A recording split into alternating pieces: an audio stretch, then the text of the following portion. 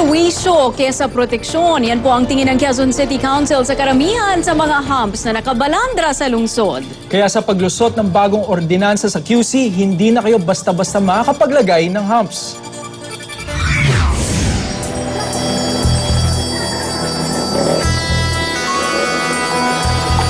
May goma, meron ding konkreto. Iba't iba rin ang taas at sukat nito.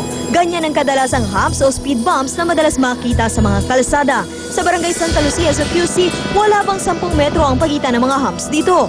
Proteksyon daw nila ito para sa mga bata na madalas maglaro sa daan. Minsan may maharurot dito, hindi po sila nagme-minor. Nakawan din na may mga sasakyan din, hindi rin makakabilis ng takbo rin ganyan. Pero para sa mga tsuper sa lugar, pero wisyo ang mga humps na ito. Ayun, maraming masisira, ma'am. Tulad kung sinabi sa kasama ko na mga spare parts madali masira. Nakahanap naman ng kakampi ang mga tsuper sa ipinasang ordinansa ng Quezon City na nagre-regulate sa paglalagay ng humps. Sakop nito ang mga daan sa lungsod pati na ang mga public at private subdivision. They have to ask for clearances and we have to give them the specifications if sila ang gagawa by themselves. Dinidisenyo na ng lungsod ang approved na humps. Kailangan may pintura ito na madaling makita at may early warning na ilang metro ang layo mula sa humps. Isa sa publiko na ang nasabing ordinansa.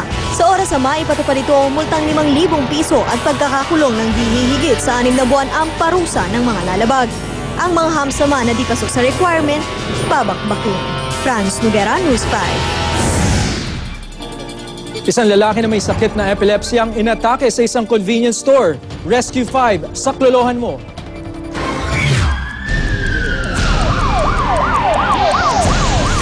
Nakatulog sa sobrang panghihina si Roy Pasamik nang abutan ng Rescue 5 sa harapan ng isang convenience store sa Quirino Highway, Novaliches.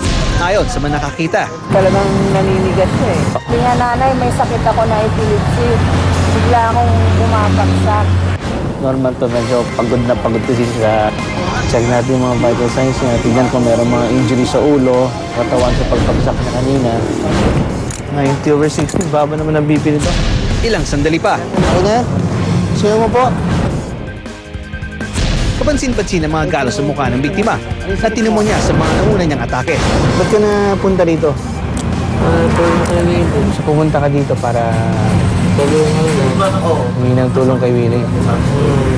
Hindi na nagpadala sa ospital si Roy, kaya binigyan na lang namin siya ng makakain. Aldis Ignacio, Rescue 5. Ulitin po namin sa anumang insidente, tumawag agad sa Rescue 5 hotline sa numerong 922-5155. Dahil ang Rescue 5 mula aksidente sa kalsada hanggang sa bahay mo, aaksyonan ora mismo.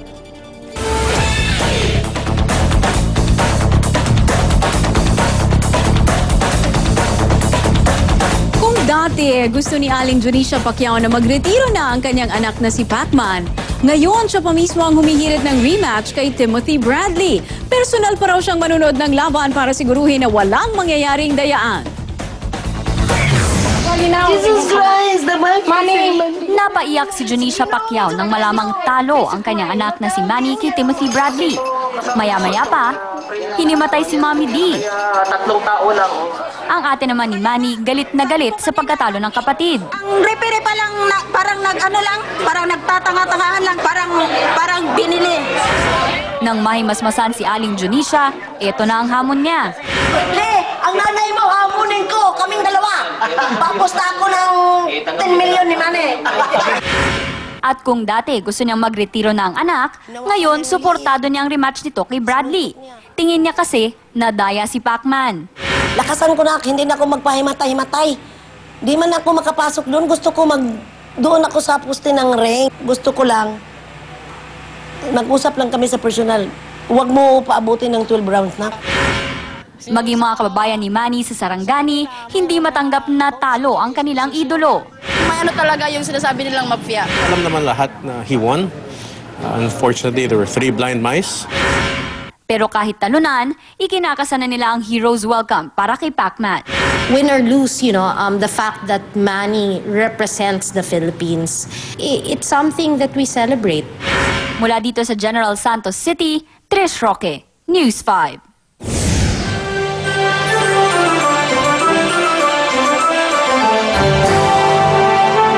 Muli nating gugunitain bukas ang araw ng ating kasarinlan.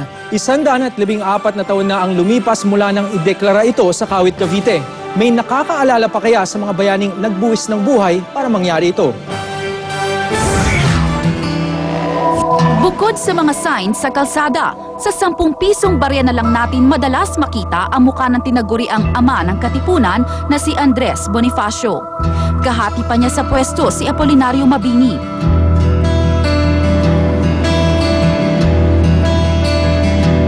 Meron ngang monumento si Bonifacio sa makasaysayang Cry of Balintawak.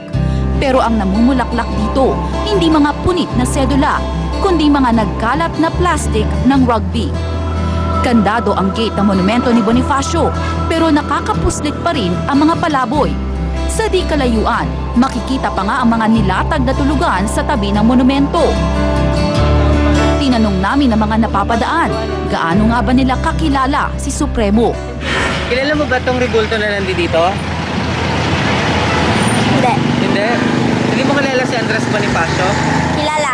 O, ano si Andres Bonifacio? Bayani. Nakipaglaban siya sa mga Kastila. Hindi lang naman si Bonifacio ang ginaganyan natin. Ang best friend niyang si Emilio Jacinto sa pinaglabanan San Juan, baka hindi mo na makilala. Ang tansong nameplate niya, 2 beses nang ninakaw. Siguro po, malamang sa hirap ng buhay, baka pati lapida nakuha na. Kaya tuloy, ang ilang tinanong namin, nalilito. Kuya, kilala mo ba kung sino yung rebultong nandyan? Andres Bonifacio ba yan? Hindi, parang hindi na si Rizal yan. Hindi ako kilala yan. Tingin mo, anong kulang doon? Damit niya, sombrero. Dami kailangan niyang payong kasi mainitan siya eh. Para sa mga hindi nakakaalam, si Jacinto ang utak ng Katipunan. Siya rin ang advisor at sekretarya ni Bonifacio. Pero sa edad na 23, namatay siya sa sakit na malaria. Dito naman sa banlat sa QC, iisipin mong maswerte ang mga nakatira rito. Taong 2008 nang una naming binisita ang lugar na ito, kung saan nakatayo raw ang dating bahay ni Tandang Sora na kinikilalang ina ng himagsikan at kumupkop sa mga sugatang Katipunero. Ang rebulta niya noon, mistulang audience na mga nagbabasketball.